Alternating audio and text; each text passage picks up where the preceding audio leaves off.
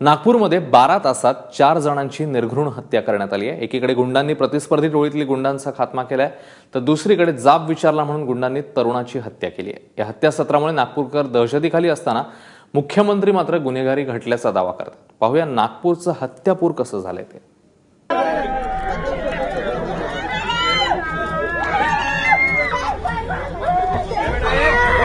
नागपूर शहरामध्ये आपण 15 आणि 16चा जर या ठिकाणी कंपॅरिझन केलं तर त्याच्यामध्ये जवळजवळ 4% गुन्ह्यांमध्ये घट आहे। मुख्यमंत्र्यांचा हा दावा नागपुरातल्या गुंडांनी खोटा ठरवलाय। नागपुरात 12 तासात 4 जणांची निर्घृण हत्या करण्यात आली आहे। तरी देखील नागपुरातल्या गुन्हेगारीचा टक्का घसरल्याचं मुख्यमंत्री देवेंद्र फडणवीस छातीठोकपणे सांगतायत। गुंडांच्या टोळीनं केलेल्या हल्ल्यात निलेश करवत्ती उर्फ बग्गा नावाच्या तरुणाला आपले प्राण गमवावे लागलेत।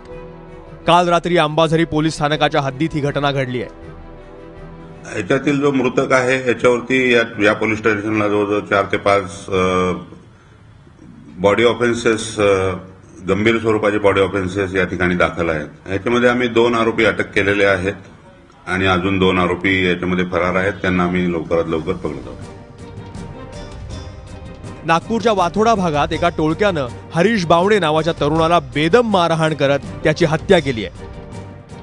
रॅश ड्रायव्हिंग करणाऱ्या युवकांची टोळी अमितचा शोध घेत वाठोडा परिसरात पोहोचली, मात्र त्या ठिकाणी त्यांना अमित न सापडल्यामुळे रागाच्या भरात या टोळीने शिवीगाळ करायला सुरुवात केली।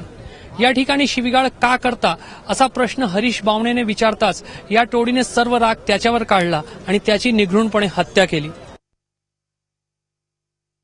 नागपूरच्या जरीपटका भागामध्ये लवप्रीत मोहोर नावाच्या महिलेची हत्या करण्यात आली आहे।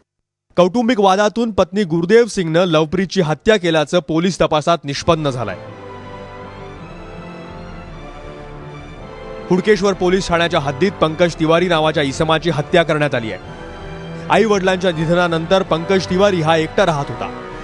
काही दिवसांपूर्वी त्याचे या परिसरातल्या गुंडांशी वाद झाले होते आणि त्याचाच सूड उगवण्यासाठी या गुंडांनी घरात घुसून पंकज तिवारीची हत्या केल्याचं समजतंय। गेल्या काही महिन्यात नागपुरातल्या गुन्हेगारीचं प्रमाण वाढलंय। कधी भर रस्त्यात गोळीबार होतो, तर कधी खुद्द आमदारांची मुलं बारमध्ये जाऊन धिंगाणा घालतात। तरी देखील मुख्यमंत्री म्हणतात की नागपुरातली गुन्हेगारी कमी झाली आहे। माझ्या पाठीमागे असलेल्या विधानसभेमध्ये नागपूर क्राईम कॅपिटल आहे की नाही, नागपूरची गुन्हेगारी वाढली आहे की कमी झाली आहे, यावर नेहमी चर्चा होते, आरोप प्रत्यारोप होतात। त्याचा निष्कर्ष काय निघतो हे आजवर स्पष्ट झालेले नाही। मात्र नागपुरात एकाच रात्री 4 हत्या होणे म्हणजे भय इथले संपत नाही हे सुस्पष्ट आहे। कॅमेरामॅन सुरेश डोनाळकर आणि अतुल हिरडेसह रजत वसिष्ठ, एबीपी माझा, नागपूर।